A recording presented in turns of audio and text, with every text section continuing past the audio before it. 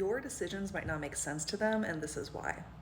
When you are part of a community or part of a group or part of a collective, part of a family, any kind of group of people that considers themselves and you part of the unified whole, there are certain established, although fictional, guidelines and rules that come along with how you're expected to behave and choose and be within that group.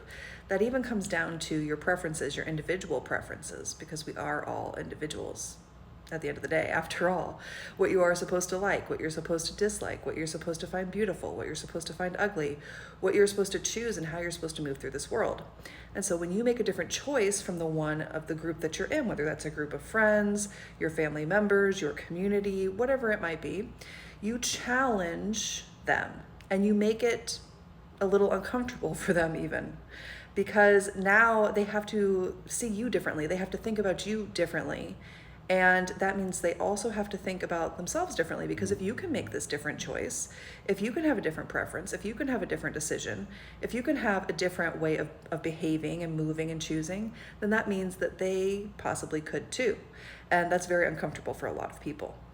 And so it might not make a lot of sense to them when you say, actually, I think this thing is really fun. It's not as bad as you said it is. Or on the other hand, it's not as good as you said it is. And you start to arrange your preferences and desires according to yourself and according to the truth of you, and taking the time to explore with your own sensitivity inside of yourself and say, this is what I do prefer. This is what I do like. This is what I do not like. This is what I choose and how I do. And all of this seems very small and maybe even innocuous.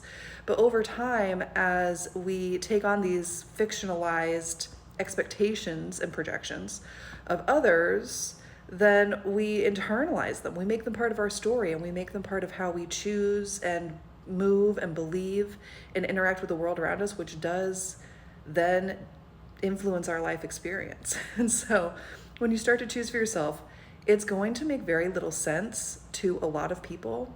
And that's okay, because it really only has to make sense to you. And the truth is that you're actually teaching them something at the same time. And when you're the one who's brave enough to go first, you might find a lot of people eventually following suit and choosing not necessarily your path, although they might try that too, but choosing for themselves also as well, and finding that they can still be part of a community and part of a whole, even though their individual preferences aren't what the collective group told them they needed to be. I see you, and I appreciate you.